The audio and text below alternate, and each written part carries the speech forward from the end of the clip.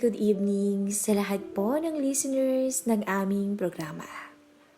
Pakinggan po natin ang ikatlong kabanata ng ating story. Umpisahan na po natin ang ating kwentuhan. Han, galit ka ba? I'm sorry, okay? Hindi na mauulit. Hindi na talaga mauulit. Masyado kang nag-enjoy sa lakad mo.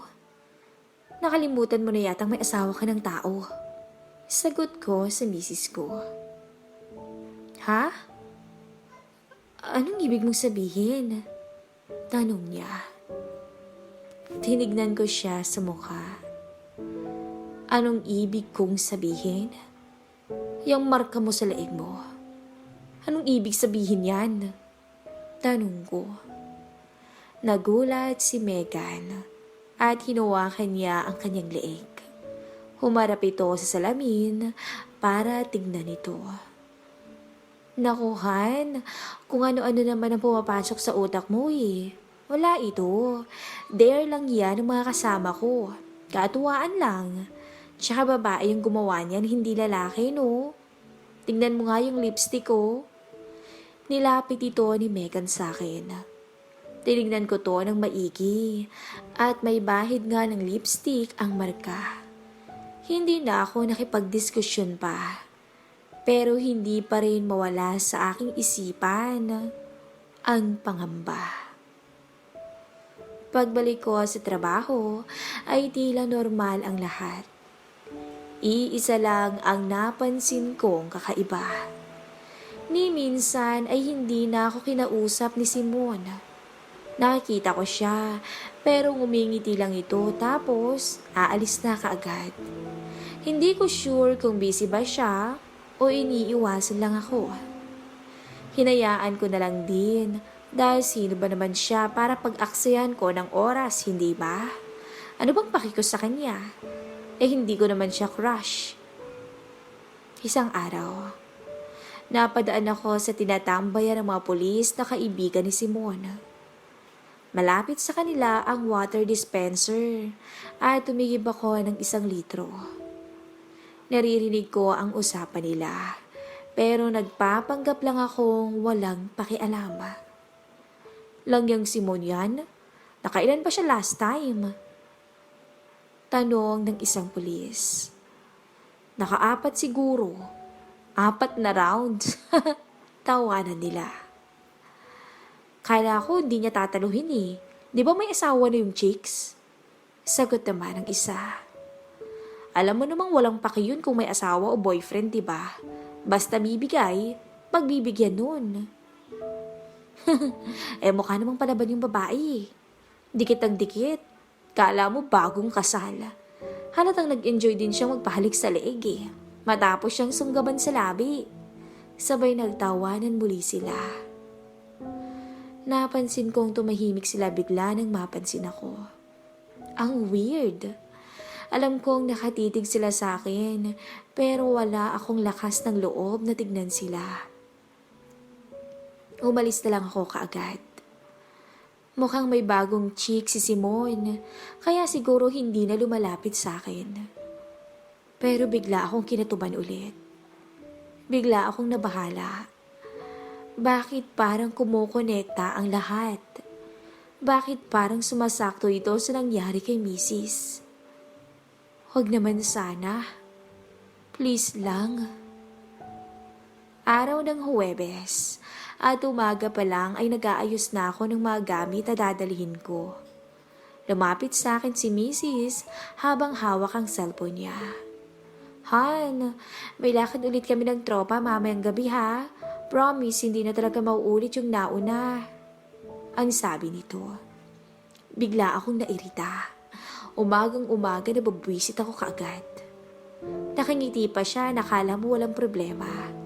Hindi ba siya marunong makiramdam? Han, please lang. Huwag ka nang maggagala. May asawa ka na at hindi rin maganda sa health mo yung mag-iinom.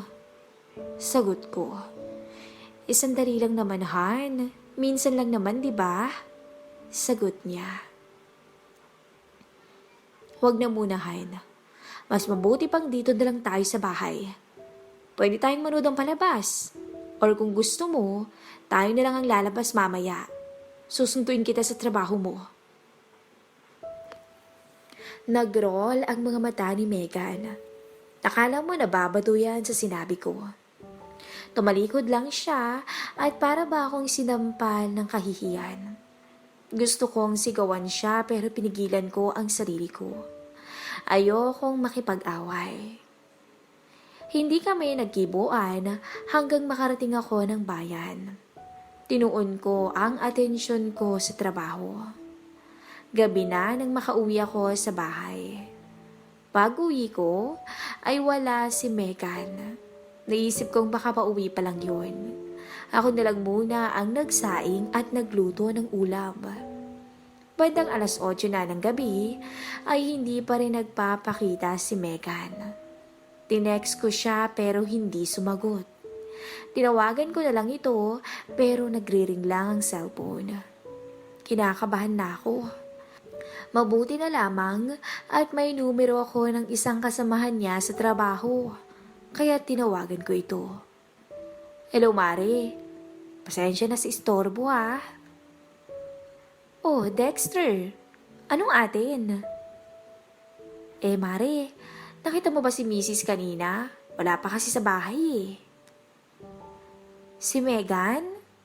Ang alam ko, hindi pumasok yun eh. Nag-message sa manager namin na di raw maganda yung pakiramdam niya.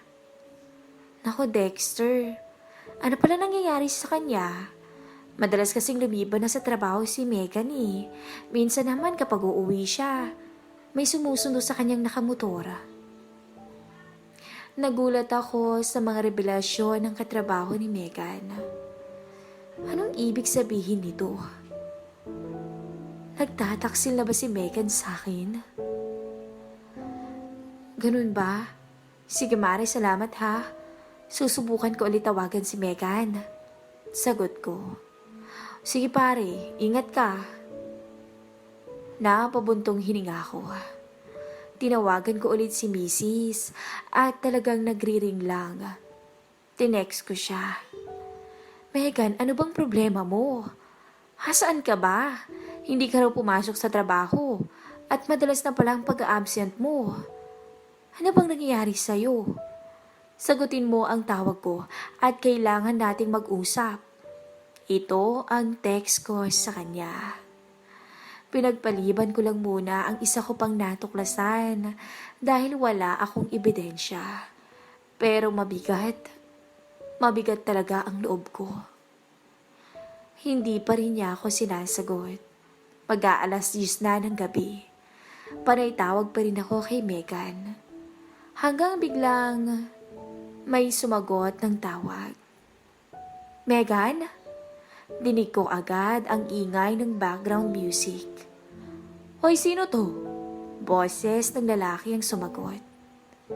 Ikaw sino ka? Cellphone ng asawa ko yung hawak mo ha? Sagot ko. Okay. Sagot nito. Anong okay? Nasaan ang asawa ko? Asan si Megan? Gusto ko siyang kausapin. Busy pa si Megan, Brad. Huwag mo siyang istorbohin. Kanina ka pa panay tawag eh. Nakukulitan na siya sa'yo. Kaya ako na pinasagot niya. Sabi niya, huwag ka raw magulo. Nagpapakasepa siya eh. Ano? Tangina, sino ka ba para siksik mong sarili mo sa buhay namin? Ibigay mo nga yung... Biglang pinutol ng lalaki yung tawag. Grabe yung galit ko. Sinubukan kong tawagan si Megan. Pero hinampas ko na sa sahig ang cellphone ko nang marinig kong nakablock na ako sa mismong cellphone ng asawa ko. Umakyat sa utak ko ang dugo ko. Lubos-lubos ang galit ko. Gusto kong puntahan si Megan pero hindi ko alam kung nasaan siya. Isa itong napakalaking pagkakamali. Bakit ko pa kasi pinagbigyan si Megan sa hiling nito eh? Nagtiwala ako. Tapos ganito ang isusukli sa tiwala ko. Hindi ako nakatulog dahil sa pag-iisip. Halos masiraan na ako ng ulo sa sobrang galit. 3:00 ng madaling araw at nakarinig ako ng motor na huminto sa labas ng bahay at ang mga tawa ni Megan.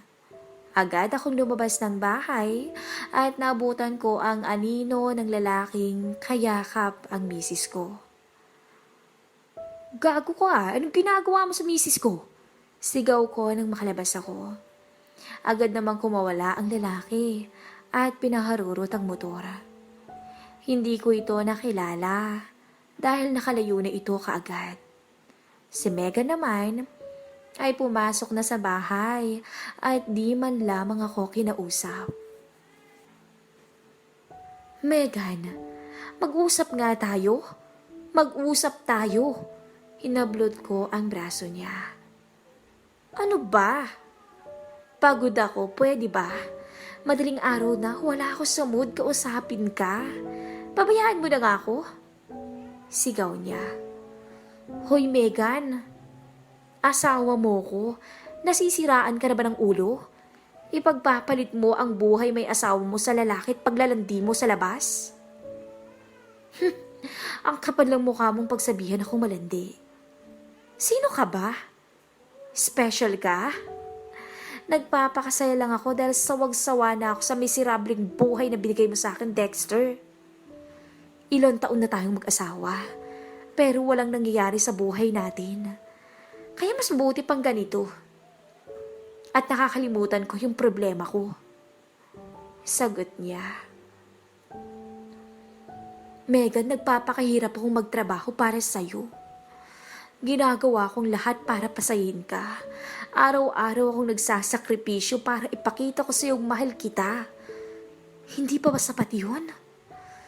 Hindi pa ba sapat yun? I'm sorry, Dexter. Pero ayoko na. Sawa na ako.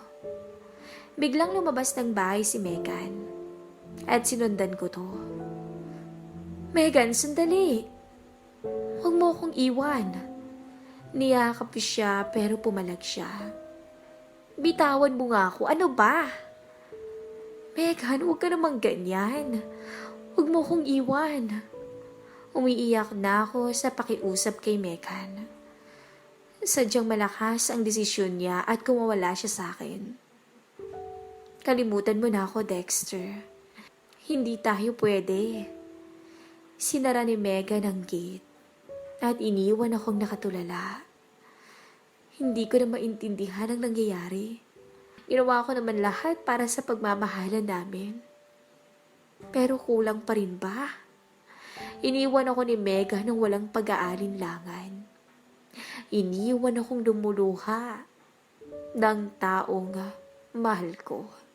Abangan ang susunod na kabanata ng ating kwento.